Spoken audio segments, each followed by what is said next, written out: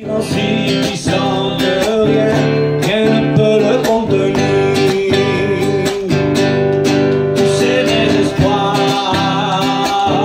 Seigneur, tous ces mécrains. Dieu nous connaît. Trop petit pour te dire tout l'amour que j'ai pour toi. C'est comme la pluie, les mots pourraient tomber. Si j'avais l'éternité, je ne pourrais pas l'exprimer. Au fond de mon cœur, tu entendras toujours. Merci pour la vie, pour la vérité et pour le chemin. Alors entends mon cœur, L'esprit qui te loue, oh Dieu. l'esprit qui te loue. Entends les chants d'amour des enfants rachetés. Je prendrai mes faiblement te dire quel merveilleux tu es. Je ne pourrai pas te dire combien je t'aime. Alors entends mon cœur. Alors entends mon cœur, mon esprit qui te loue. Entends les chants d'amour des enfants rachetés. Je prendrai mes faiblements, te dire quel Dieu merveilleux tu es. Mais je ne pourrai pas te dire combien je t'aime. Alors entends mon cœur.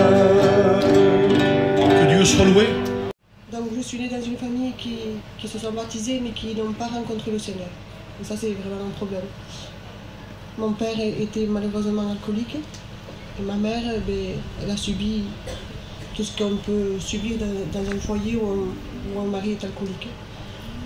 Donc pendant toutes ces années de ma jeunesse, j'ai passé une jeunesse très mauvaise, je veux dire, parce que mon père était vraiment enfoncé dans le monde. Malgré qu'il était baptisé, qu'il connaissait les choses de Dieu, ma mère pareil, il buvait beaucoup, donc il a frappé beaucoup. Et toute ma jeunesse, j'ai vu que ça. J'ai vu que des atrocités dans le foyer de ma mère. Et je me disais, pour moi-même, eh bien, plus tard, j'aurai sûrement ce destin.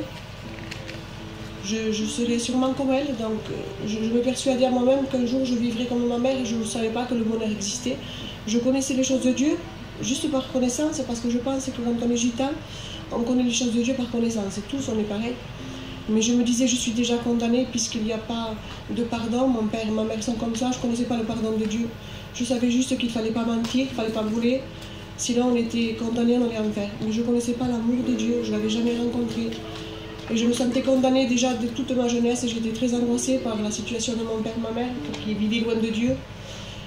Et dans toute cette jeunesse, eh bien, je sais que le Seigneur me poursuivait parce que chaque fois que j'allais dans une réunion, je sentais qu'il m'aimait, mais je me disais c'est pas possible puisque je suis pécheresse, le foyer de ma mère ça va pas du tout, c'est pas possible.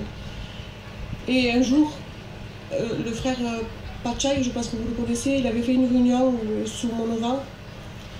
Et je m'étais cachée dans le camping, je pensais qu'il ne me voyait pas, je pensais que Dieu ne me voyait pas. Pour moi, je ne savais pas qu'il voyait, qu'il était omniprésent.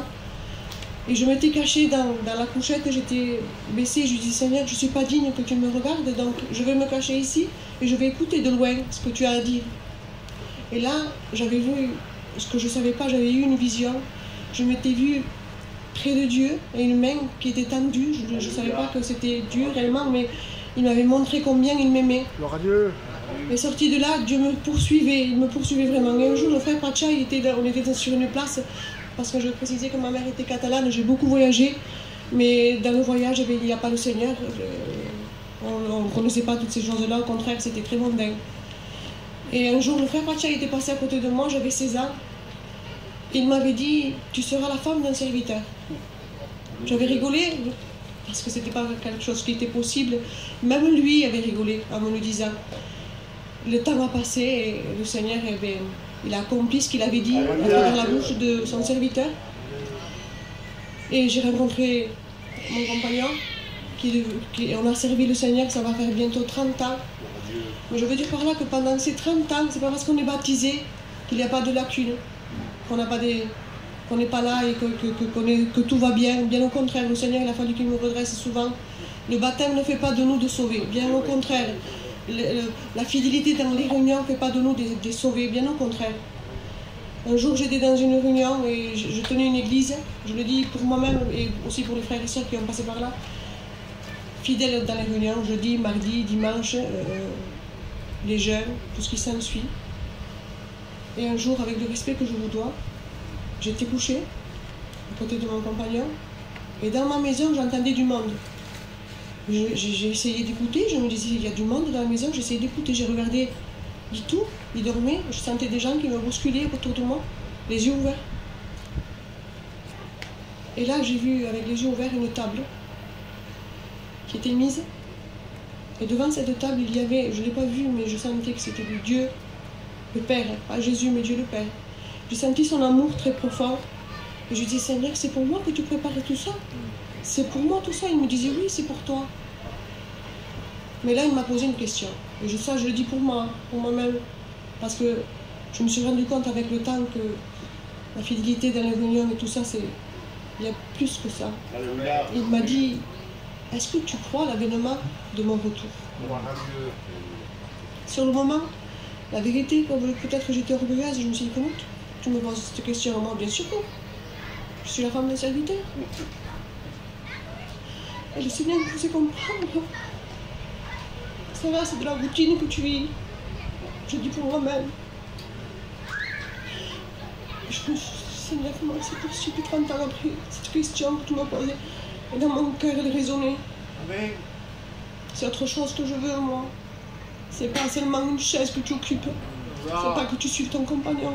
Il faut se comprendre. C'est moi que je veux que tu suives. Alléluia. Il est fidèle, Dieu. Dans tout ce qu'il fait, il m'a repris souvent. Et je le remercie d'être là encore. Parce que c'est lui qui me tient. Que Dieu soit béni. Merci à tous. Toujours l'écouter. Que Dieu vous bénisse puissamment. Gloire à Dieu. No me ha reprochado nada, me ha dado de tu consuelo. Cuando acercaba tu vara, me perdonaste de nuevo. Yo quiero darte las gracias, me siento un hombre nuevo. Has cambiado mi corazón, he nacido de nuevo.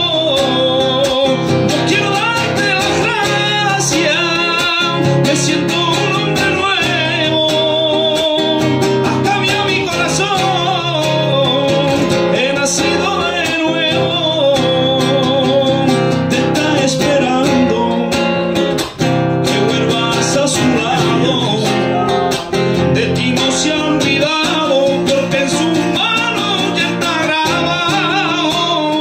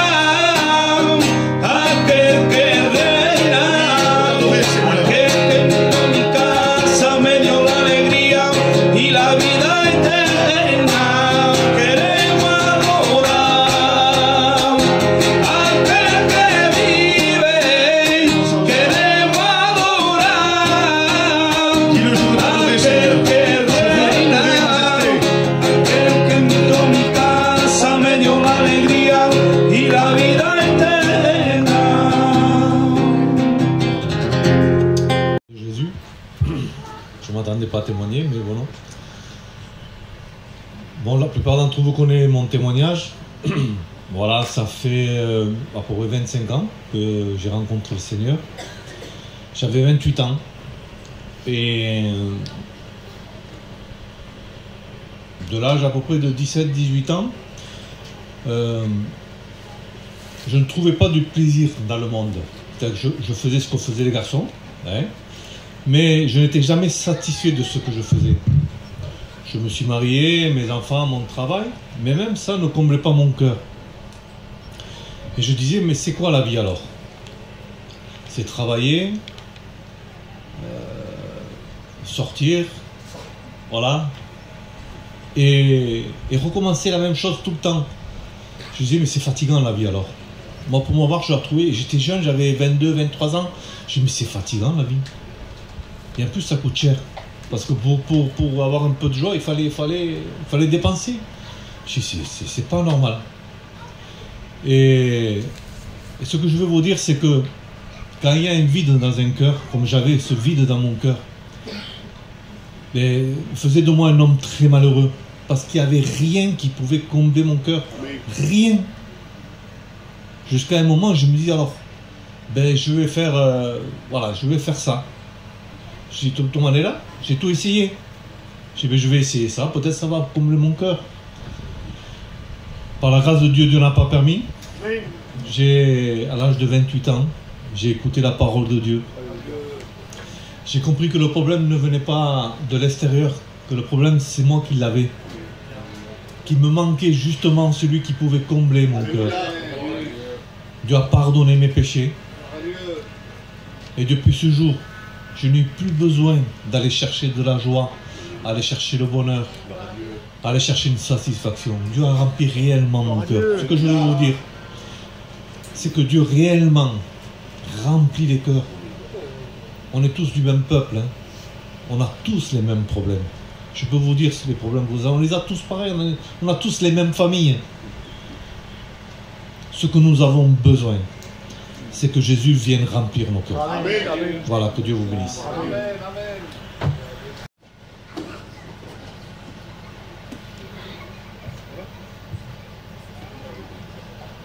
Amen. Amen. Voilà, gloire à Dieu. Merci à Dieu d'être là ce soir encore. Comme je vous disais hier, je le dis en toute connaissance dans mon cœur, que je dois tout à Dieu. Mais tout. Et plus j'avance et plus je m'aperçois l'être infâme que je suis si lui n'est pas là. Parce que je crois que plus on avance dans la vie de Dieu, plus on voit ce que nous sommes. Et nous sommes plus hideux que hideux. C'est une catastrophe. Quand on se découvre, ça nous humilie tellement. De toute façon, la seule façon que Dieu a d'amener un pécheur à lui, c'est de lui montrer ce qu'il est. Et je crois que plus quelqu'un avance dans la vie de Dieu, plus il se découvre. Parce que vous savez que Dieu agit d'une façon qui n'est pas la nôtre. Heureusement qu'il ne me montre pas tout d'un coup. Je serais tellement découragé, Joachim. Peut-être j'arrêterai tout de suite. Mais Dieu est intelligent, il sait comment travailler avec nous. Mais il veut surtout nous montrer l'être pervers qu'il y a en nous. Croyez-moi que l'homme n'est pas bon du tout. Mais vraiment, il n'est pas bon. Même quand il paraît gentil, il n'est pas gentil. Ça n'existe pas. S'il n'y a pas une régénération de la part de Dieu, il n'y a rien de bon qu'un homme puisse avoir dans son cœur. Alors je loue Dieu, donc moi ici je ne veux pas chercher des amens. S'ils y sont, tant mieux. Parce qu'on dirait que pour approuver une prédication ou se sentir bien derrière l'estrade, il faut entendre des gens dire amen. Et je crois que je parle aujourd'hui ou hier avec le frère Joachim, je lui disais, mais En réalité, il y a des amens, des gloires à Dieu. Souvent, je vous dis parce que je l'ai fait moi aussi. Dans certaines églises, où je dis, allez, dites gloire à Dieu, dites amen, et le peuple en bas, gloire à Dieu, amen. Et on lui fait dire des choses qu'il n'a même pas envie de dire. Est-ce que Dieu le reçoit? Mais pas du tout. L'amen et le gloire à Dieu qu'il reçoit, c'est celui qui sort du dedans, sans faire les perroquets. Amen. Dis gloire à Dieu, gloire à Dieu. Dites amen, amen. Comme si ça mettrait une certaine ambiance dans une réunion, les amens et les alléluia. Si ça ne sort pas de ton cœur, ne dis pas. C'est vrai, amen. Parce que ça va mettre une ambiance dans une réunion, ou peut-être encourager un peu le prédicateur. Je crois que la parole de Dieu nous saisit dans notre intérieur. Amen. Et quand on est saisi, ça sort, on dit Seigneur, amen. Gloire à Dieu pour ce que j'entends. C'est pas parce que le pasteur me le dit. Sortons de tout ce système-là, les frères et les sœurs. Et je crois que par rapport au temps que nous vivons, et Dieu sait dans quel état d'esprit, je vous le dis, nous sommes ici responsables de tous ceux qui se mettent derrière ce pupitre-là. Je disais que aujourd'hui, l'endroit le plus dangereux qui existe, dans nos églises, c'est cette place-là. Parce qu'on dit de tout, et des fois, dans certains endroits, de n'importe quoi. On verra peut-être demain matin, par rapport à ce qu'est une fable, mais par rapport à la responsabilité que nous avons, je crois que c'est l'apôtre, je le citais, je crois, aujourd'hui au frère, je lui disais que l'apôtre Paul met Timothée sous une responsabilité. Il lui dit, Timothée, il dit, je t'adjure. Écoutez. Il disait, il va mourir, Paul. Il va mourir. Quelqu'un qui meurt, il est concentré sur lui-même. Paul, non. Paul, il est concentré sur ce qui va venir après. Il est rempli de crainte. Et il dit, Timothée, il dit, je t'adjure devant Dieu, devant Jésus-Christ, et au nom de son avènement, il met tout le poids. Excusez-moi du mot, mais il ne peut pas jurer plus, quoi. Hein, voilà. Il ne peut pas jurer plus que ça, pas possible. Hein?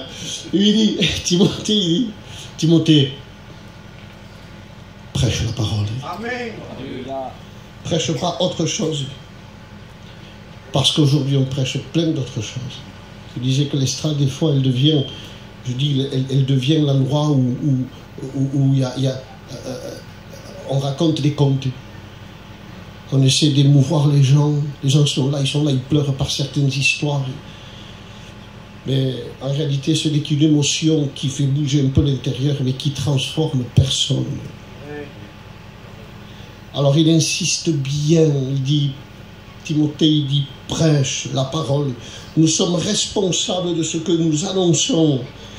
Et la responsabilité de celui que Dieu a établi, et je vous le dis pour mon frère ici, serviteur de Dieu, mes jeunes serviteurs de Dieu qui sont là, je leur dis que si Dieu nous a établis sur sa maison, il nous a établis dans un but, c'est écrit, disait que le serviteur prudent et fidèle, c'est celui qui donne la nourriture du temps convenable.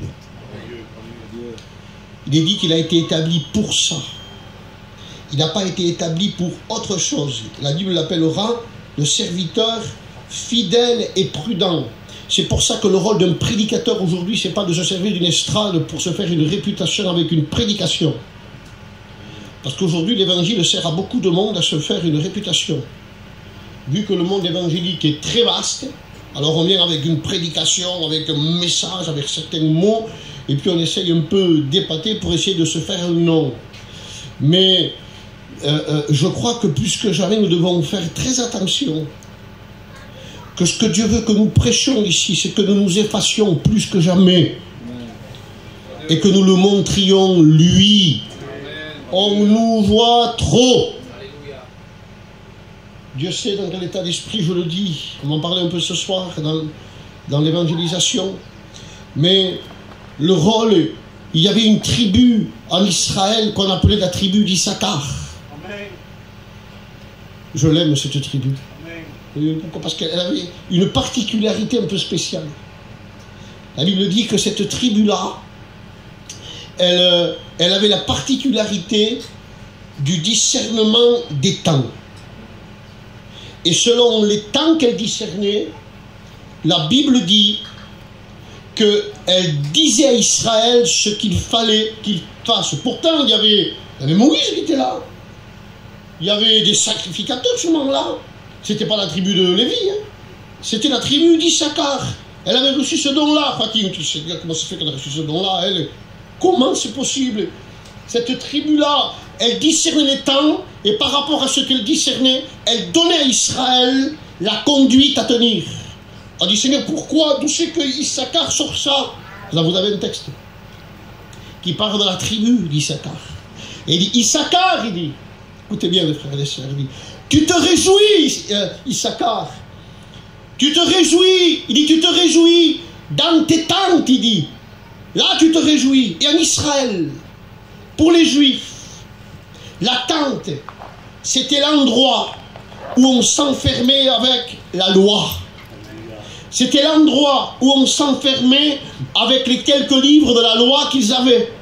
Et ils s'enfermaient avec ça et ils lisaient, ils méditaient. Et en restant enfermés avec ce livre-là, la Bible dit qu'ils pouvaient discerner et dire au peuple qu'est-ce qu'ils devaient faire. Ça veut dire par là, les frères et les sœurs, on n'y arrivera pas. On ne pourra pas donner de direction. On ne pourra pas être une bénédiction pour le peuple si on ne s'enferme pas sous la tente avec ce livre. Amen.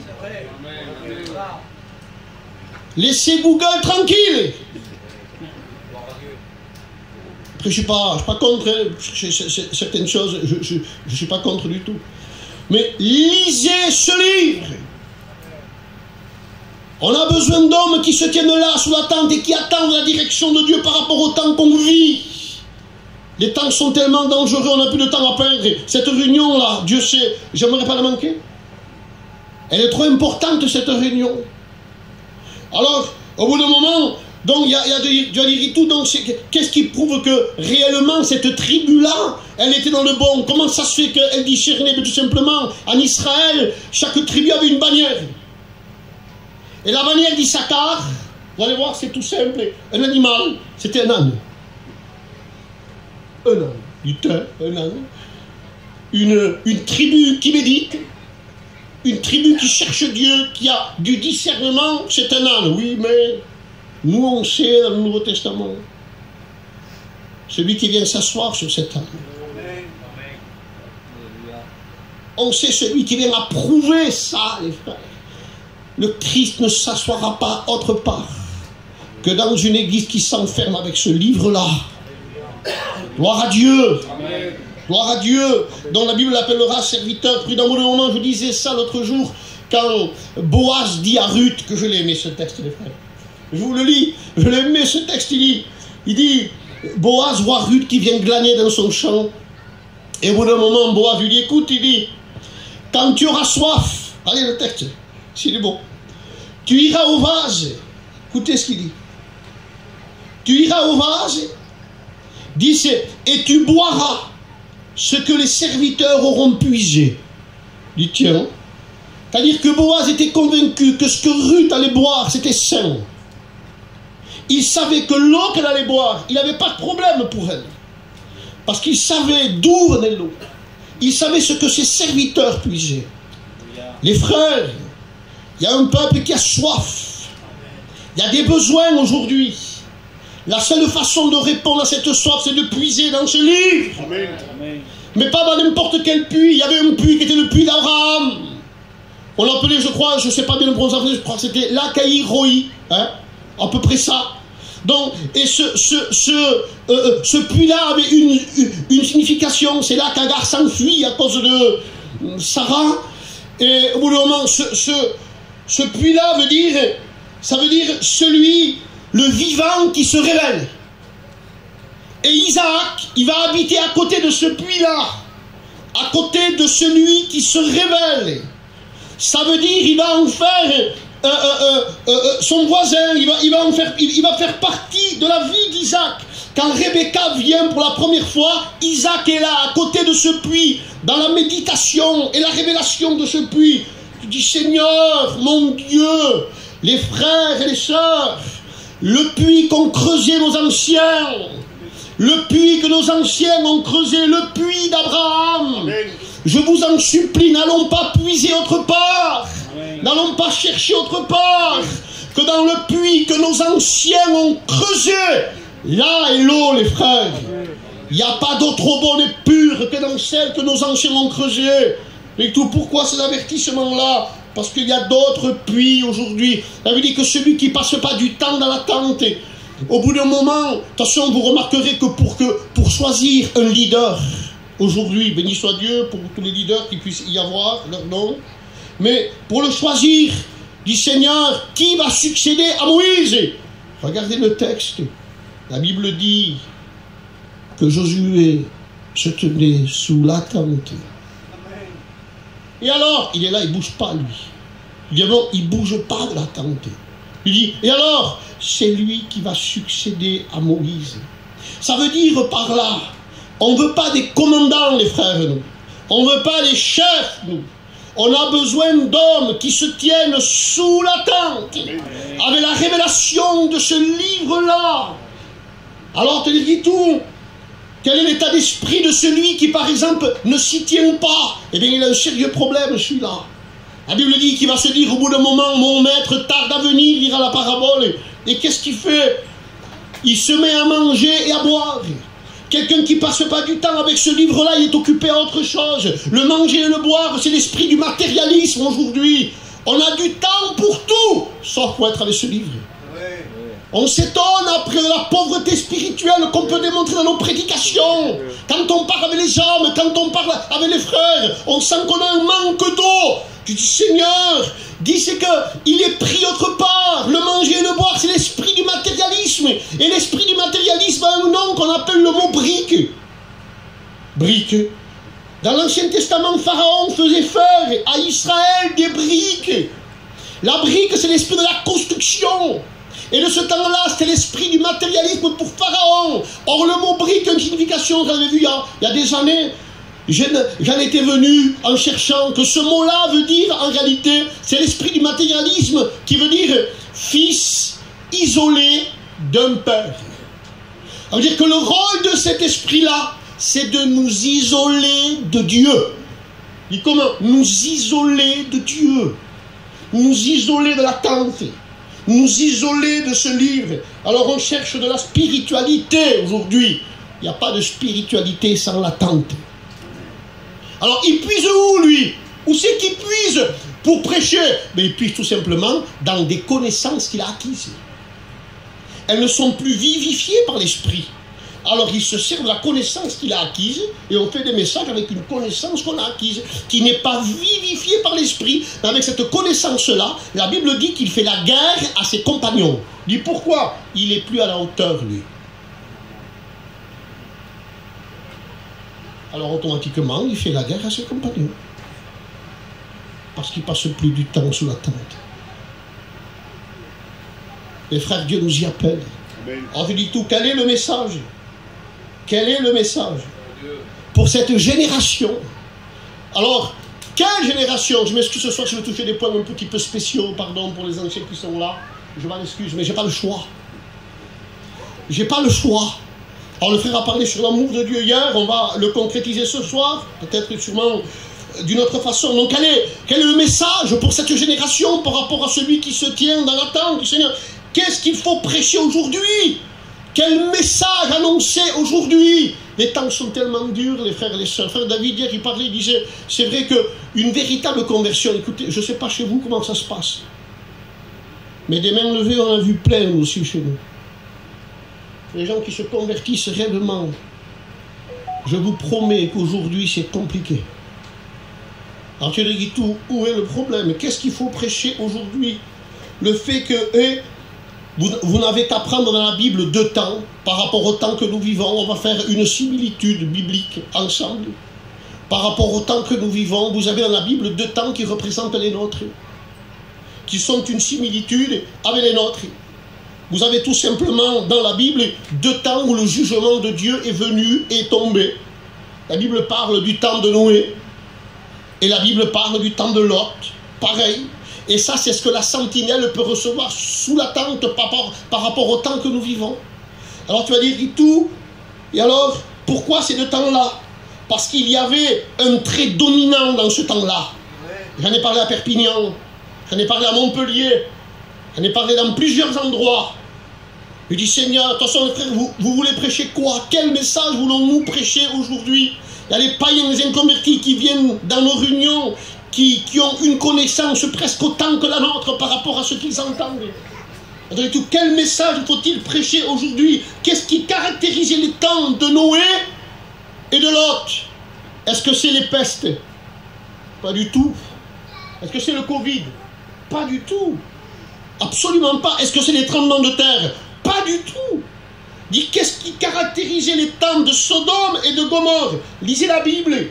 Comparez ces 2 temps, étudiez-le, et vous allez voir que la parole de Dieu nous signale que le problème de ce temps-là était une dégradation morale.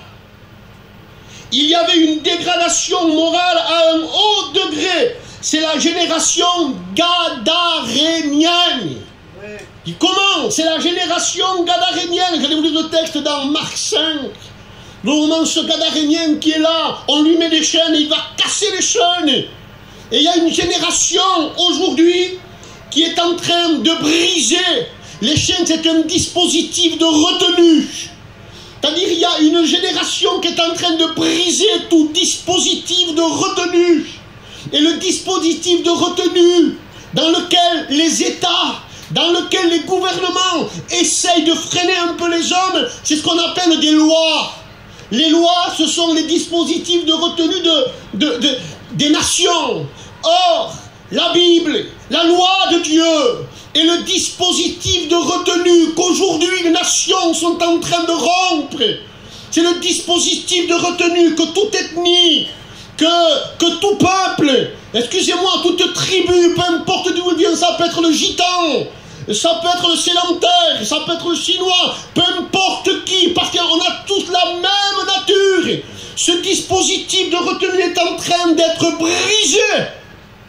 La loi de Dieu est en train d'être écrasée plus que jamais par les nations. Tu lui dis tout, regardez ce texte du psaume chapitre 2 verset 3, où il est dit, venez, diront les nations, venez, il dit, brisons leurs liens, il dit, délivrons-nous de leurs chaînes. Il y avait un système, il y avait une structure, il y avait une charpente du temps de Noé ou de Lot. La charpente de ce temps-là, c'est que la Bible dit que toutes les intentions, dit la Bible, les pensées de ce temps n'étaient dirigées que vers le mal. Il y avait une corruption morale élevée. Ça veut dire que vers le mal, dire qu'il n'y avait aucune inclinaison vers Dieu. J'aimerais te dire que si c'est pas Dieu qui nous appelle, on ne se convertit pas à nous. Si c'est pas Dieu qui nous attire, on n'a pas envie de venir à Dieu. Si c'est pas Dieu qui permet qu'il y ait ces réunions pour que tu écoutes et pour t'attirer, le texte dit, j'attirerai à moi. S'il ne nous attire pas, on ne vient pas.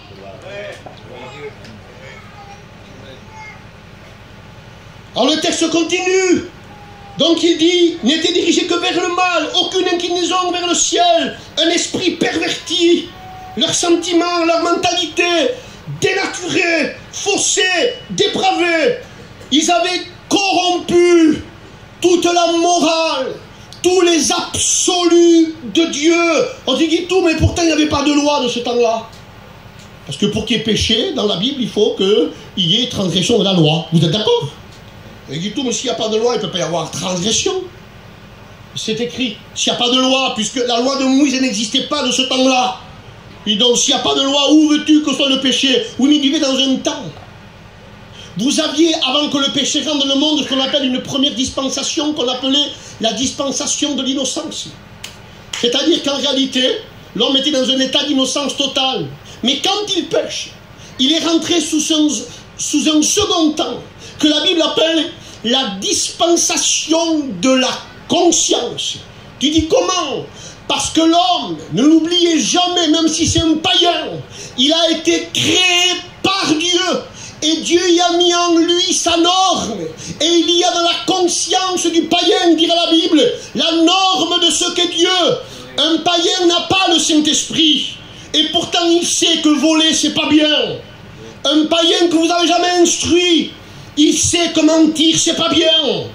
Il le sait qu'être violent, méchant, c'est pas bien. Il le sait, pourtant, il n'a pas de loi comme vous et moi. Mais c'est écrit dans sa conscience. Et de ce temps-là, les hommes avaient brûlé tous les absolus de Dieu. Ils avaient cautérisé carrément leur conscience. Ils ne voulaient aucun interdit. Vous savez, on a vécu. Nos anciens ont vécu, j'étais pas né moi. Ce qu'on appelle aujourd'hui mai 68. La révolution des mœurs, tranquille. La révolution des mœurs. La liberté. C'est-à-dire de faire tout ce qu'on veut sans se sentir culpabilisé. Et il y a aujourd'hui une course, un torrent, je dis bien, un torrent aujourd'hui, parmi les pécheurs, les inconvertis, même j'étais gitan, sédentaire, c'est pas grave, le péché n'épargne personne. Il y a un torrent d'impureté, d'impudicité, de saleté, aujourd'hui, dans lesquels les hommes sont mis, le texte dira, sans frein dans leur dissolution, dévergondés, et surtout ne les reprenez pas. N'en dites pas que c'est mal. La Bible dit qu'ils se livrent à leur péché en plein jour. Hommes tarés et souillés. Il n'y a plus aucun respect pour personne aujourd'hui. Et qu'est-ce que tu dis, Guito? Absolument. En plein jour, les hommes se livrent au péché. On voit des choses aujourd'hui qu'il y a 30 ans, 40 ans, on n'aurait jamais vu. Les gens se cachaient. Aujourd'hui, par rapport à leur immoralité, et Dieu sait de quoi je peux vous parler ici, vous avez aujourd'hui dans le monde des lois qui sont en train de se voter, qui sont horribles pour nos enfants qui viennent. On dit à un enfant aujourd'hui, voilà, écoute, est-ce que tu sens s'il est garçon, écoute, t'es sûr que t'es un garçon, t'es pas une fille? Et s'il sent que c'est une petite fille, eh bien, on va l'amener dans cette direction-là pour faire de lui plus tard une petite fille. Où c'est qu'on voit ça? Dans nos écoles. Les écoles vont se remplir de cet enseignement-là. La dépravation est là. L'immoralité est là. Il y a tout ce que tu fais en secret que personne ne sait. C'est horrible.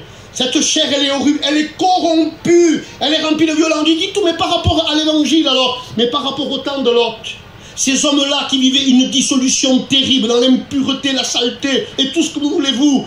Un jour, le message rentre chez Lot. Le message, les messagers, les anges rentrent là. C'est le message. Le message rentre là. Les hommes de Sodome et de Gomorrhe se mettent devant la porte de Lot. Et ils disent, faites venir, il dit.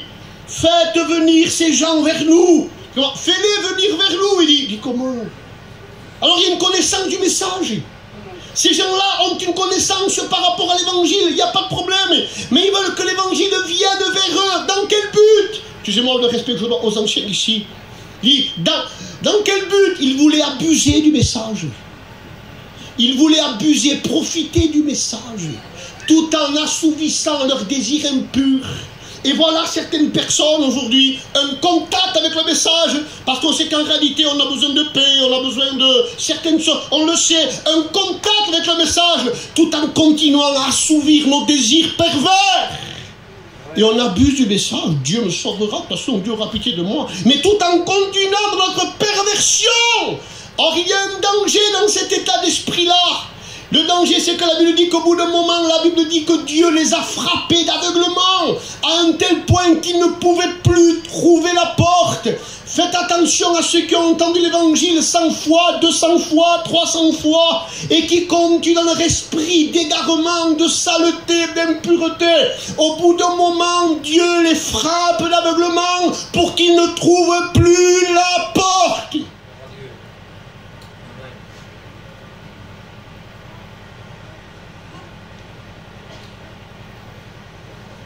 Et ils sont violents avec le message parce qu'il essaye de les arrêter, l'autre. Il dit, ne faites pas le mal. Il dit ils ont usé de violence contre lui. Les gens sont violents quand on veut interdire quoi que ce soit. Il y a comme une violence qui se manifeste. À dire pourquoi? Écoutez bien ceci. Écoutez bien les frères. Eh bien, une génération incontrôlable, sans frein. Le Gadarénien avait le référé que je vous dois, il était nu. David le disait hier. Il était nu. C'est ce qu'on vit aujourd'hui. C'est ce qu'on vit aujourd'hui. Notre jeunesse est à la merci de tout. On voit des choses horribles. Des choses horribles qu'on n'aurait jamais vues avant. Et tout ça, c'est pratiqué tout seul, dans le secret. Il y a des gens qui auraient honte ici, peut-être. Et pourquoi? C'est la nature dépravée de l'homme qui est là. C'est ce que tu es, ça. Sans frein, la Bible dit. Et ça continue en disant, ils se livrent au plaisir en plein jour. Ésaïe 3,9 dit, ils affichent leurs péchés, ils ne les cachent même plus. Et il y a un état biblique, et j'aimerais juste te le signaler ce soir. Un texte dira qu'il y en a qui ont comblé leurs mesures. Il dit, comment combler leurs mesures? Il dit, Seigneur, ils ont comblé leurs mesures. Vous avez au bout d'un moment, quand Dieu parle, qui donne une prophétie par rapport à Israël, il dit, écoute-moi Israël, il dit, tu vas rester esclave en Égypte pendant 430 ans. Pourquoi? Il dit, parce que le péché des Amoréens n'est pas encore à son comble. Il dit, comment? Il y a une mesure qu'il faut qu'il atteigne. Et il y a des gens qui sont en train doucement d'atteindre la mesure. Péché sur péché, péché sur péché, impureté sur impureté. Ah, je suis inconverti, je peux pécher. C'est pas vrai. C'est pas parce que tu es un inconverti que Dieu te donne le droit de pécher. Amen. Tu n'as pas le droit de pécher, même si tu es un inconverti. Tu n'as pas le droit de te livrer à la dissolution. Tu n'en as pas le droit. C'est de l'abus par rapport au message. Alors, il dit tout, et alors il y a un cri qui est monté au bout d'un moment, Genèse 18-20, il dit, le cri contre Sodome et Gomorrhe s'est accru. Il dit, c'est-à-dire il est devenu plus grand, plus important, il dit, leur péché est énorme. Je suis convaincu qu'il y a des gens qui sont signalés par le ciel. Le ciel les a signalés. Il dit pourquoi? Écoutez bien, il y a des responsabilités quand on écoute la parole de Dieu. Il y a un danger quand on la refuse. Et comment il y a un danger? On croit que c'est sans effet. C'est pas vrai. Le fait de la refuser produit déjà un jugement déjà un peu plus grand. Au bout d'un moment, le Seigneur va dire, par rapport à Sodome et Gomorrhe, il dit, si les miracles qui avaient été faits au milieu de toi avaient été faits dans Sodome et Gomorrhe, dit, ça se serait déjà repenti. Tu dis, Seigneur, et pourtant, écoute bien, Gomorrhe n'a jamais entendu Jean 3,16. On n'a jamais dit à Sodome et Gomorrhe, car Dieu a tant aimé le monde qui a donné son Fils unique. Il n'a jamais entendu ça. Sodome et Gomorrhe n'ont jamais entendu aucun avertissement comme toi t'en as entendu ce soir. C'est pour ça que la Bible dit que cette génération-là, elle est pire que celle que Sodome et Gomorrhe.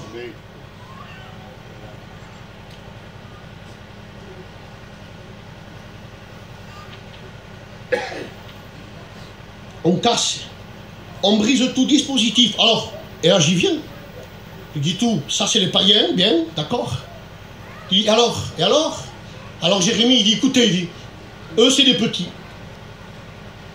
Eux c'est les petits, c'est normal qu'ils sont livrés à la dissolution. C'est normal qu'ils soient livrés dans toutes ces choses sales qu'ils pratiquent. Alors Jérémie il dit, ce ne sont que les petits. Ils agissent en insensé. Parce qu'ils ne connaissent pas la voix de l'Éternel, la voix de leur Dieu. Alors voici ce que dit Jérémie. Il dit, alors écoutez, puisque eux, ils vivent de cette façon-là, il dit, j'irai vers les grands. Alors les grands, c'est les docteurs, c'est les théologiens. Je vais aller vers eux, il dit. Il dit, et écoutez bien, et il dit, pour le moment, j'irai vers eux. Parce qu'eux connaissent. Il dit, c'est la voix de leur Dieu. J'irai vers eux. Dit, c'est parce qu'ils connaissent la loi de leur Dieu. Et quand Jérémie va vers eux, et quand il leur demande, et il leur pose des questions, il s'aperçoit d'une chose dans ce monde religieux. Il dit, comment ça se fait, dit le texte. Eux aussi. Comment? Eux aussi. Eux aussi, ils ont brisé le joug. Il dit, eux aussi, ils ont brisé leur chaîne. Il dit, comment c'est possible? Même les religieux? Mais on a besoin de vous. On a besoin de vous pour les païens qui sont dans la corruption. Et vous aussi, vous êtes en train de casser les chaînes. Tout à fait, c'est ce qui s'était passé. Écoutez bien, il y avait du temps de Noé une opposition à celle qui était terriblement jusqu'au cou, qui vivait dans l'immoralité. Il y avait une opposition. C'était ce que la Bible appelle la civilisation de Seth. Et elle avait dit que la civilisation de Seth, elle invoquait le nom de l'Éternel. Ça veut dire qu'elle rendait un culte à Dieu par ses actes et par la prière. Or, elle était face à celle de Caïn. Celle de Caïn, c'est celle du temps de Noé, celle dont les pensées étaient uniquement dirigées vers le mal. Mais la civilisation de Seth était là. Elle s'opposait à cette génération. Comment elle s'opposait? Elle s'y opposait en rendant un culte à Dieu. Écoutez bien l'Église de Dieu. Cette génération a besoin de l'Église. Plus que jamais. Pourquoi? Elle a besoin de sentir une opposition. Dans tous les gouvernements, vous avez des groupes d'opposition pour essayer de maintenir l'équilibre. L'Église est l'opposition de Dieu sur la terre contre le péché.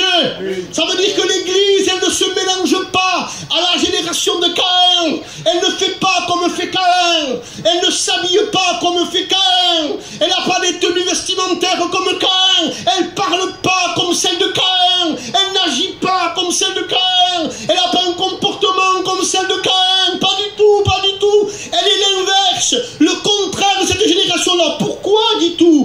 Cette génération-là de Caïn a besoin de voir un exemple. Elle a besoin de voir une opposition. Dis, mais alors, dis-tu, qu'est-ce qui s'est passé? Écoutez bien ce qui s'est passé. Écoutez bien, elle avait besoin de se distinguer.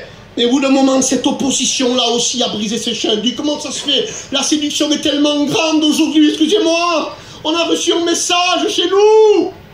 Si vous seriez dans mon cœur, cette responsabilité avec le temps qui me pèse, les années pèsent et il y a sur mon cœur comme, je ne vais pas dire un pardon, mais presque qui est là, dit Seigneur quoi? Écoutez bien, nous avons reçu un message aujourd'hui, avec un homme de Dieu, disons-le les frères, hein, l'ancien manie que Dieu s'est servi de lui par rapport à notre peuple. Et il nous a transmis un message qu'on a vu bon par rapport à ce qui est écrit.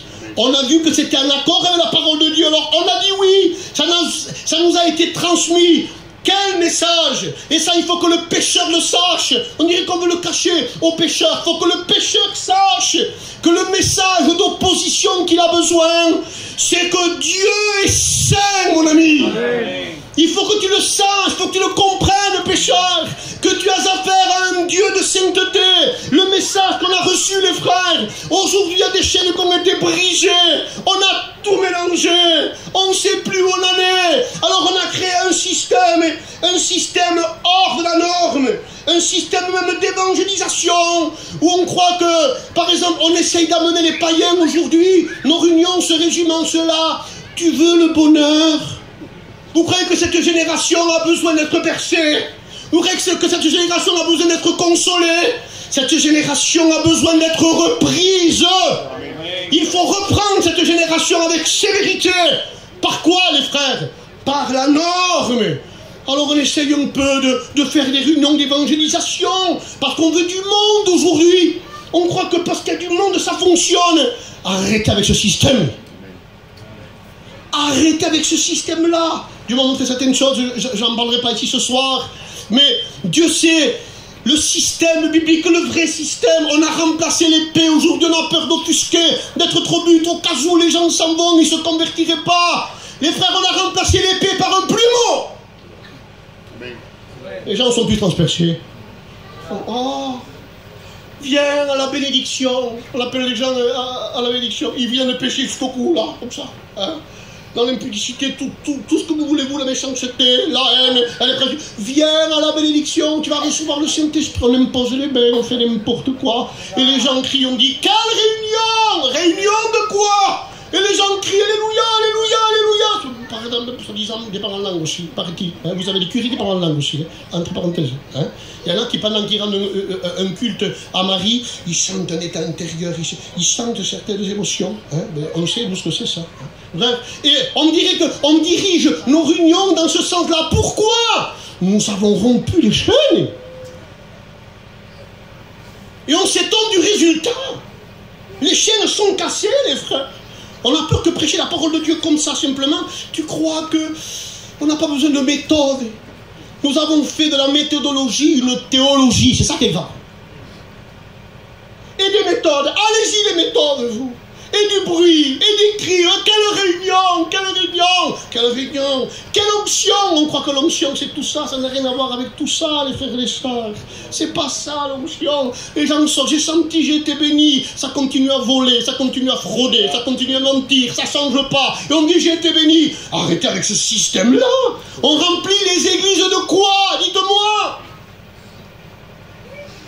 À Gadara, il y avait une assemblée de 2000 personnes. Quelle église? Gadara, il y a une église, 2000 personnes, en haut, sur la montagne. Tiens, quelle église? Méga église. Je suis contre les méga églises. À 100%. Dis pourquoi, dis tout. On ne peut pas s'occuper d'une méga église. J'ai une église, voilà. Je l'ai compris ça. Je ne sais pas combien, il y a pas loin de 30 membres. Non, il faut s'occuper. Il faut aller vers un, être avec lui. Alors ça va. Regardez sa croissance spirituelle. Bon, tu vas, frère.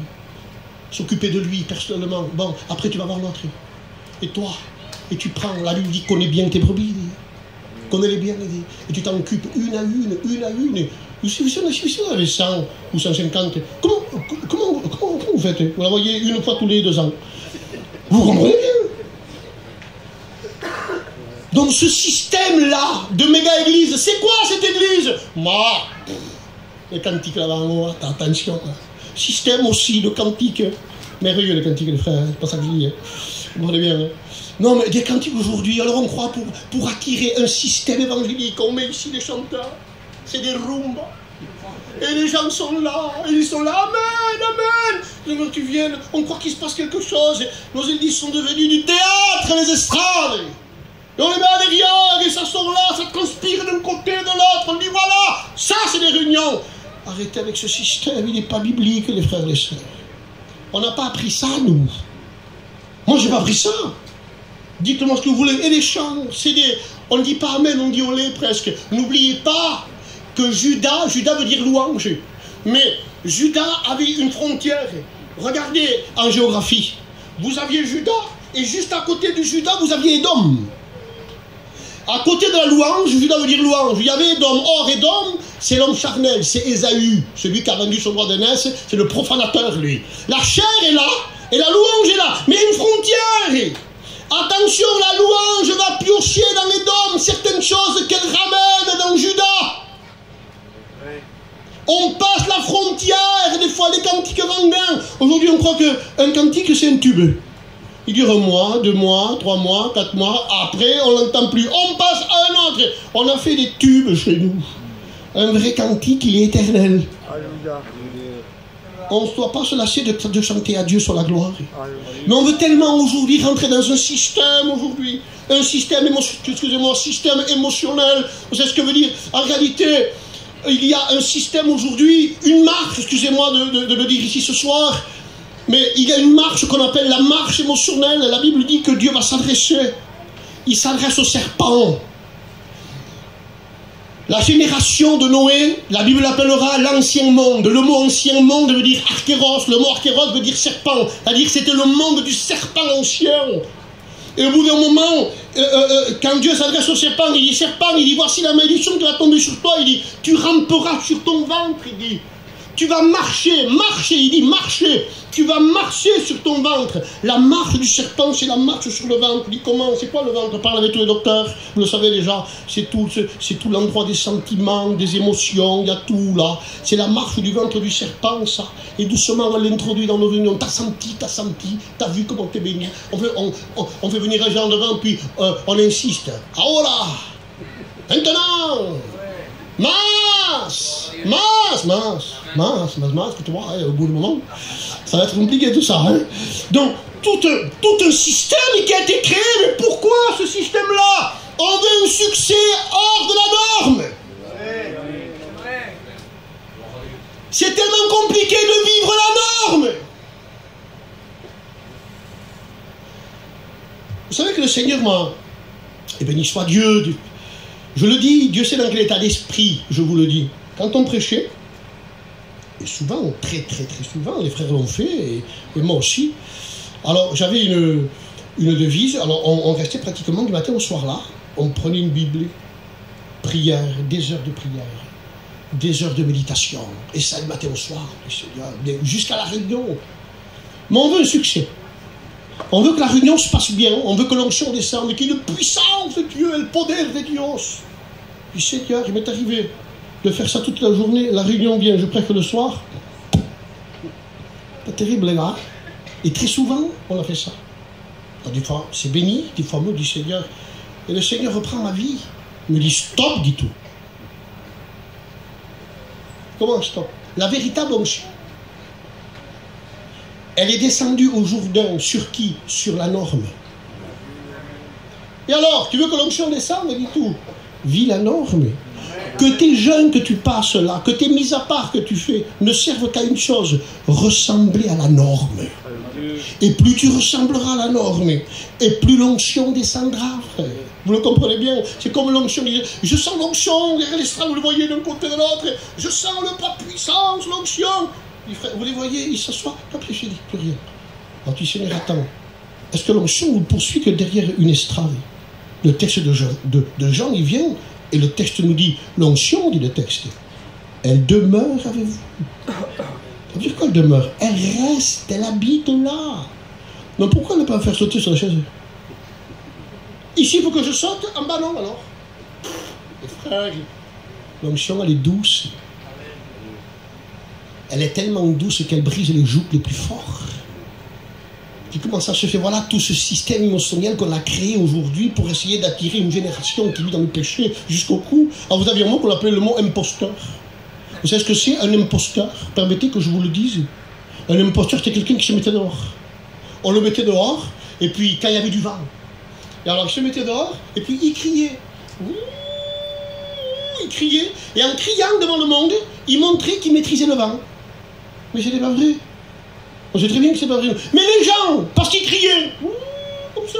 Et tous les sorciers, tous les devins, tous les magiciens font ça. Ils crient un peu parce qu'en criant, ils croient qu'ils vont maîtriser les choses. Et le mot imposteur est venu de là. Des gens qui crient parce qu'ils font croire qu'ils maîtrisent des choses. Les cris dans le réunion ne veulent rien dire. Excusez-moi. Dieu sait comment je le dis ici, mais crier ici comme un fou, comme qui vous croire parce que je crie qu'il y a une onction terrible, une bénédiction qui tombe. C'est pas vrai ça non plus. Comprenez bien ce que je veux dire ici. Ce que je veux dire par là, c'est que nous avons créé un système presque anti-Dieu, presque anti-salut des âmes. Du Seigneur, alors qu'est-ce qu'il faut faire? Écoutez bien, avec des réunions où les païens viennent, et même cette génération-là, elle vient là, elle dit, j'ai envie d'être calmé. Et ils veulent être calmés. Vous remarquerez que Saül, lui, il voulait être calmé par des cantiques. C'est beau les cantiques. On va écouter certains cantiques, que c'est beau. Et les cantiques nous calment. Saül, il appelait David pour être calmé. Mais Saül, t'as pas besoin d'être calmé. Ce que tu as besoin, c'est de te repentir. Mais on a fait de nos réunions des réunions d'Oliprane. On calme les gens avec des impositions de main. Ils reviennent chez eux, le virus est toujours là. Je sais que ce que je vous prêche ici, je le prêche partout. Si je ne le prêcherais pas chez moi, je ne me permettrai pas de vous le prêcher ici. Et il y en a qui sont compliqués. Hein. Ils ne prêchent pas chez eux certaines choses, ils viennent chez vous, ils vous tuent. Et chez eux,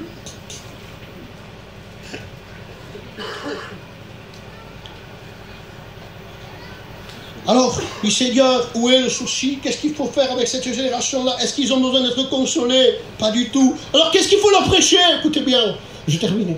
Il faut prêcher quoi à cette génération? Eh bien, moi, je regarde ma Bible et je pose la question à Noé, si j'aurais pu le voir. Et dans la Bible, c'est écrit, Noé, tu prêchais quoi? Tu étais appelé quoi? Il dit, j'étais appelé le prédicateur de la justice. Il dit, quel message avait besoin cette génération? Vous croyez qu'elle a besoin d'un plumeau? Pas du tout. Qu'est-ce que tu leur prêchais, Noé? C'est quoi la justice? La justice, les frères, c'est toute la norme de Dieu. C'est tout le caractère de Dieu. C'est quelqu'un qui prêchait aux pécheurs que Dieu était saint. C'est quelqu'un qui disait aux pécheurs que Dieu était justice, que Dieu était amour. Il y avait tout l'amour de Dieu. Mais l'amour de Dieu est juridique. Il n'y a pas l'amour de Dieu sans juridiquement Dieu. L'amour de Dieu est juridique. Dans l'amour de Dieu, il y a une justice de Dieu. Et c'est pour ça qu'il a montré qu'il était amour. il n'y a pas de problème. Mais il faut que le pécheur sache avec certitude que le Dieu auquel tu as affaire, sa norme principale à lui, c'est son amour, comme disait David hier soir. Mais c'est aussi sa sainteté. Et c'est que le pécheur a peur. Pourquoi les pécheurs ne se voient plus? Pourquoi on voit plus qu'on est? Parce qu'aujourd'hui, on prêche plus que Dieu est. Vous voulez confronter un pécheur à ce qu'il est? Prêchez ce que Dieu est. Et alors, on va où? Alors, écoutez bien, je dis ça et je termine. Donc, il y a cette prédication qui venait dans le cœur de Noé, de prêcher toute la norme de Dieu. Mais dit tout, il a prêché, d'accord, et tout au fil des Écritures, écoutez bien, Dieu du livre de la Genèse, jusque dans le livre de Matthieu, jusque dans les évangiles, Dieu va manifester sa norme, ce qu'il est, son caractère. Tu dis comment il va le manifester? Du Seigneur, de quelle façon il va manifester sa norme? Eh bien, vous avez des Abraham qui ont été là. Un Abraham. À travers Abraham, il va manifester un trait de son caractère. Vous aviez après des Moïse qui étaient là. À travers Moïse, il va manifester un rayon de son caractère, de sa norme, pour montrer au monde à peu près un des rayons de ce qu'il était. Et après, vous avez des hommes de Dieu qui sont apparus. On passe. Vous avez eu Daniel, vous avez eu Ézéchiel, vous avez eu plein d'hommes de Dieu qui a eu. Et à travers eux, Dieu a manifesté un rayon de ce qu'il pouvait être. Il dit, Seigneur, d'accord, mais on ne connaît pas toute ta norme. Oui, mais la Bible dit qu'au bout d'un moment, cette norme-là va se matérialiser. Amen. Pas d'un rayon. Et la Bible dit que dans les derniers temps, Dieu nous a parlé. Et il parle à cette génération par la norme incarnée. L'opposition est venue dans ce corps de corruption, dans ce corps de péché. Et la norme, elle s'est fait chair, dira la parole de Dieu. Le texte dira, le Fils, oh, regardez si c'est beau, le Fils est le reflet de la gloire de Dieu et la représentation exacte de sa nature. Alléluia, en lui, écoutez bien, je ne sais pas si vous allez comprendre ce que je dis là, regardez, voyez ça. On met à peu près, je crois, 50 centilitres. Et je vous dis tout. Je vous dis, frère, prends cette bouteille, mets la mer dedans. Et tout, ouais, écoutez, je comprends que je suis parti intelligent, mais pas à ce point quand même, tu veux dire, hein.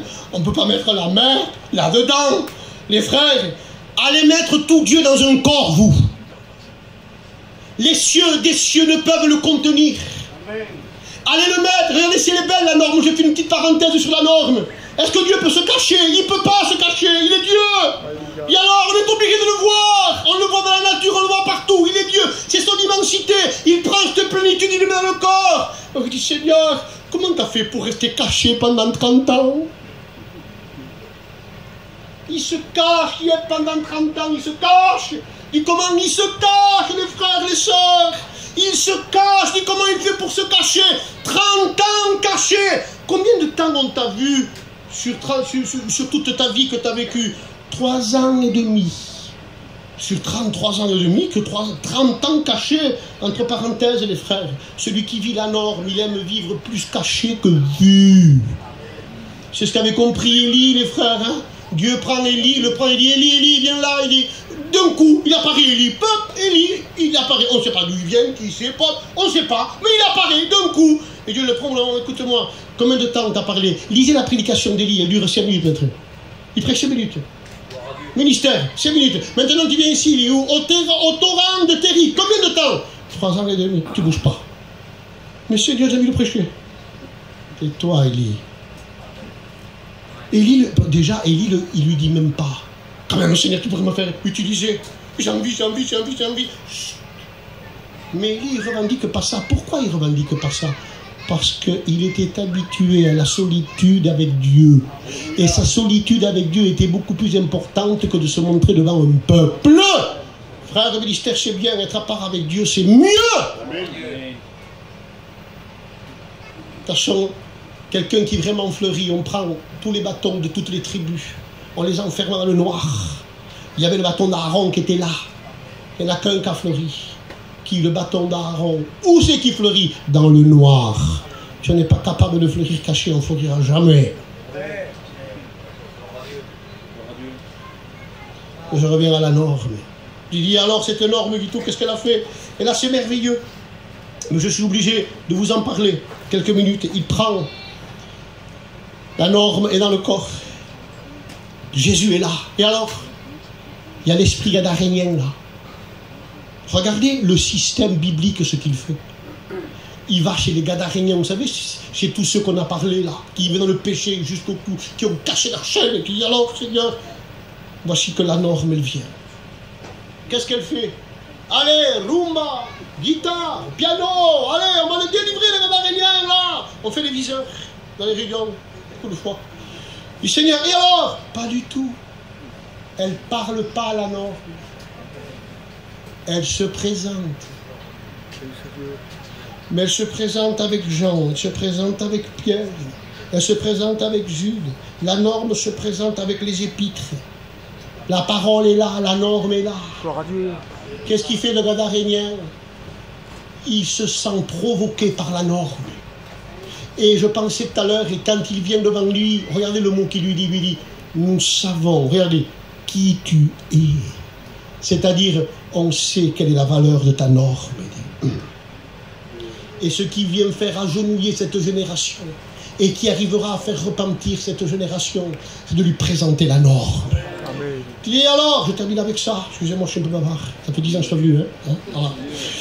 Écoutez, dis alors et tout. Eh bien, écoutez ceci, et qu'est-ce qu'elle a fait cette norme? Regarde l'amour de Dieu, je termine avec ça. Il dit l'amour de Dieu, regardez l'amour de Dieu. Donc, quand la norme vient, le gadarénien là, il vient. Et vous avez cette église là en haut avec ces 2000 personnes qui en réalité c'était pas des personnes, c'était pas une véritable église, c'était une église de porcs.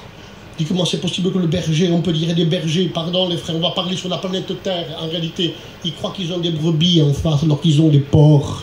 Et comment c'est possible? Ils les font errer sur les montagnes, des fonctions de ceci, des fonctions de là-bas. Aucune de tout ce doit le bien. On les maintient par les fonctions. On dit voilà, reste là, la fonction.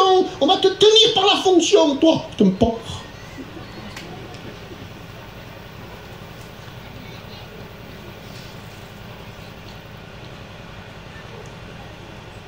Quelle église, 2000 personnes. Oh, quel monde. Écoutez, quelqu'un m'a envoyé ça, 2 textes. Il m'a dit, Nebuchadnezzar, j'ai aimé. Nebuchadnezzar, il a compté les ustensiles du temple. Bien. Toi, tu comptes. Esdras les a pesés. On préfère le nombre que le poids, nous. Or, Dieu préfère le poids que le nombre. Pesons plus, les frères et les sœurs, que nos conversions soient des conversions qui pèsent. Tu dis alors, Seigneur, et là j'en viens au fait. Je l'ai compris, ça fait pas longtemps, Joaquin. Ça fait pas longtemps que j'ai compris ça, en disant certaines choses, et j'aimerais vous le communiquer ce soir, et je termine. Tu dis alors, et tout alors, qu'a fait cette norme? Alors vous savez bien, et je le dis et je l'atteste, cette norme, elle a écrasé le péché dans la chair. Alléluia. Pécheur, il y a une victoire contre le péché qui te domine. La norme a vaincu le péché. La sainteté est plus forte que le péché. Amen. Alors je dis Seigneur, et alors? Et je continue par rapport à ça. Je dis alors, Seigneur, il vient. Il meurt à la croix du Calvaire. Et là, il va donner sa vie, on le sait, en sacrifice. Le sang de Jésus coule. Qu'il est précieux ce sang, les frères. Qu'il est précieux quand il coule. Il a lavé ma vie. Et encore aujourd'hui, il le fait, il continue. On pourrait en parler, mais je n'en parlerai pas. Je passe ça. Dis alors, Seigneur, alors écoutez ceci. Dis alors, et maintenant que tu es mort à la croix, qu'est-ce qui se passe? Vous comprenez bien que le séjour des morts a eu un problème, parce que la Bible dit que le séjour des morts engloutit ceux qui pêchent. Christ n'a jamais péché. Alors la Bible dit que le séjour des morts l'a relâché, il n'avait pas le choix. Alors il lui a pris la clé, vous connaissez le reste. Mais là, il y a un souci pour Jésus. Non, parce qu'il le savait. Mais nous, on peut se le poser, dire Seigneur, attends. Je pense dans mon cœur que pour moi, c'est la plus belle des révélations de l'Évangile. C'est le plus beau des textes. Tout est beau. Jean 3,16, il n'y a pas plus beau que ce texte.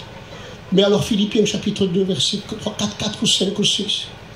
il va nous parler de en quoi se définit Jean 3,16. Et il dit, écoutez bien ce qu'il dit, existant en forme de Dieu. Alors moi je dis, Seigneur, attends. Vous savez ce que c'est la forme de Dieu? Je sais qu'à Béziers, il y a des gens très intelligents, je le sais. La forme de Dieu, vous savez ce que c'est, oui?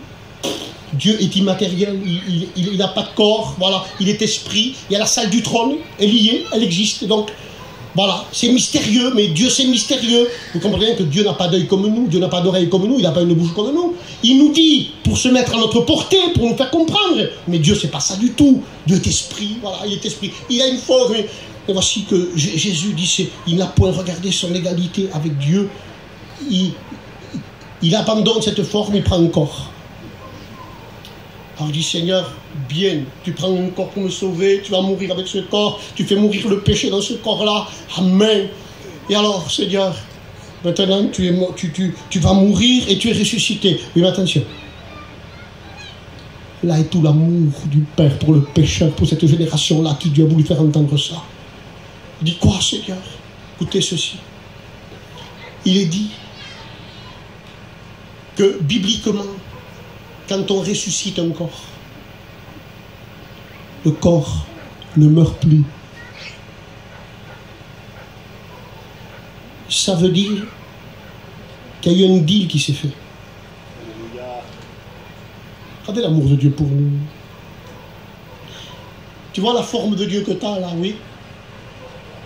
Attention, tu vas dans un corps. Tu vas le ressusciter. Mais si tu le ressuscites, tu ne pourras plus jamais le quitter. Comment? Croyez dans le ciel, Jésus va sortir du corps, il se reprend comme un vêtement. Pas du tout. Et alors, Seigneur, comment tu fais, Seigneur? C'était une première. Il va ressusciter le corps et le Christ sait qu'il va le garder pour l'éternité. Le Seigneur est ta forme de Dieu. Eh bien, j'abandonne. Mais pourquoi? Parce qu'il faut que je fasse rentrer quelque chose dans le ciel. Qu'est-ce qu'il faut dans le ciel? Je suis sacrificateur pour toujours. Alléluia. Mais si un sacrificateur n'a rien à offrir, il n'est pas sacrificateur. Tu dis alors, je monte avec le corps du sacrifice. Alléluia. Et avec ce corps-là, je me mets à la droite de Dieu. Et alors, Étienne, qu'est-ce que tu vois dans le ciel? Je vois le ciel ouvert. Et qu'est-ce que tu vois? Qu'est-ce que tu vois? Le Fils de l'homme, un corps.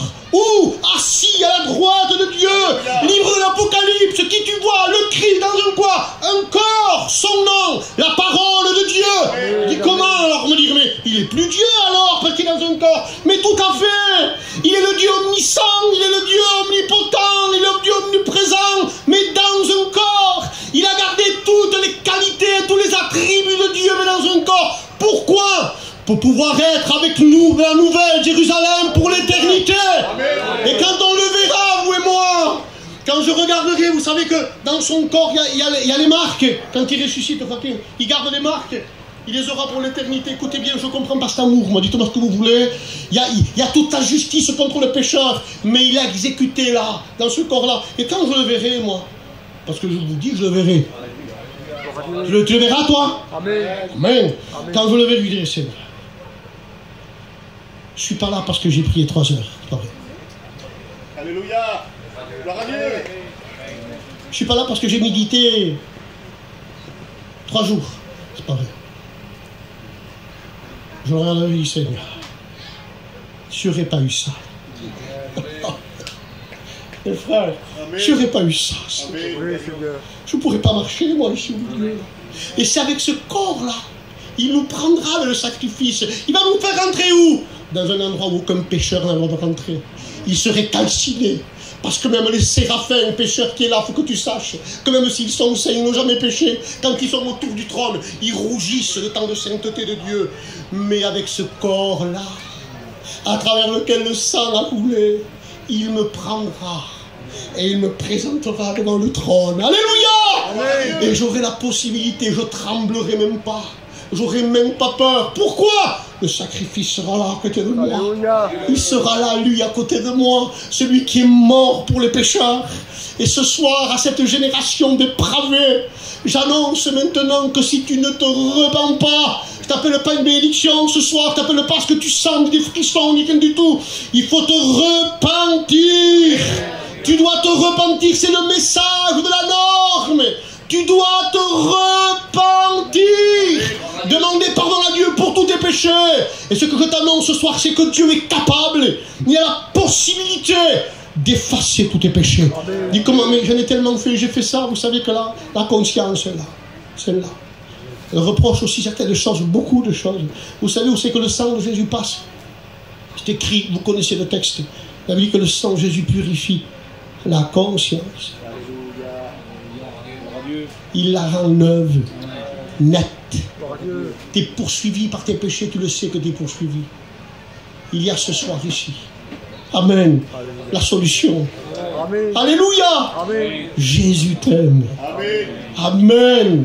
Jésus t'aime ce soir. Alors, sur ces mots-là, j'aimerais tout simplement, vous avez vu, on ne va pas faire de brouhaha.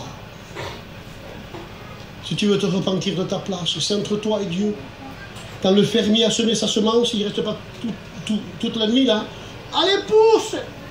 Je te joue un cantique pour que tu pousses. Vas-y! Mais pas du tout! Il s'en va, il dort. Il a confiance en la semence. Amen. Les frères, j'ai confiance en ce que je prêche. Amen. Amen. Pour ça, je le prêche. Alors maintenant, c'est entre toi et Dieu. Dire, Seigneur, c'est toi et moi. Dire, Seigneur, je veux me repentir dans mon cœur. Je veux que tu pardonnes de mes péchés. Alléluia. Nous allons baisser le front, prier le Seigneur.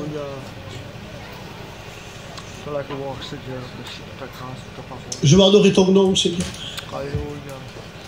Ah, Christ, j'ai pas de mots ce soir pour te qualifier. Seigneur, merci pour toute ta patience avec moi. Merci, Jésus. Merci de me montrer ce que je suis. Seigneur, nous voulons vivre la norme. Amen. Cette génération a besoin de nous. Alléluia. Elle a besoin de la norme. Seigneur, détruis toute méthode. Sors-nous de ce système religieux. Ta parole, ça suffit. Merci pour les frères qui sont là. Merci pour les serviteurs de Dieu de cette église. Merci pour la vérité de ta parole. Amen. Tu vois les âmes qui ont entendu ce soir. Alléluia. Ah, je t'adore, Seigneur. Amen. Les frères, je ne voudrais pas terminer, si vous me le permettez, Joaquin. Je voudrais m'adresser aux chrétiens. On ne peut pas terminer sans le glorifier, sans lui faire une prière qui monte devant lui. Pas forcé, mais quelque chose qui sort de nous, dire merci pour ce salut. Amen. Merci parce que tu m'as sauvé. Amen. Je m'adresse à tous les chrétiens là-bas, tous les chrétiens, tous ceux qui sont sauvés, qui ont rencontré ce sauveur-là. Je leur demanderai avec tout le respect que je vous dois de vous lever de votre place. On va faire une prière ensemble. Alléluia. Devant le Dieu des cieux. Alléluia. Amen. Oui, Dieu nous a tant aimés. Amen. Amen. Alléluia. Et vous allez glorifier Dieu ensemble. Tous les chrétiens qui sont là. Alléluia. Et pendant que les chrétiens ferment leurs yeux, commencent à prier, je demanderai maintenant à tous ceux qui sont assis et qui ont entendu le message et qui veulent se convertir et qui veulent accepter l'évangile, et bien de se lever aussi de leur place. Alléluia. Et ceux qui veulent se repentir, levez-vous et repentez-vous de vos péchés. Le sang de Jésus est prêt. Amen. Dieu vous a vu. Alléluia. L'important, c'est entre nous et Dieu. Amen. Dieu vous a vu fort. Amen. Amen. Amen. Pour les âmes qui se lèvent. Et le peuple est en train de glorifier Dieu. Dis Seigneur, merci parce que tu m'as sauvé. Seigneur, qu'est-ce que j'avais pour t'attirer? Disons-le les frères. Rien, un dépravé. Et encore tu me supportes aujourd'hui. Je t'aime Seigneur.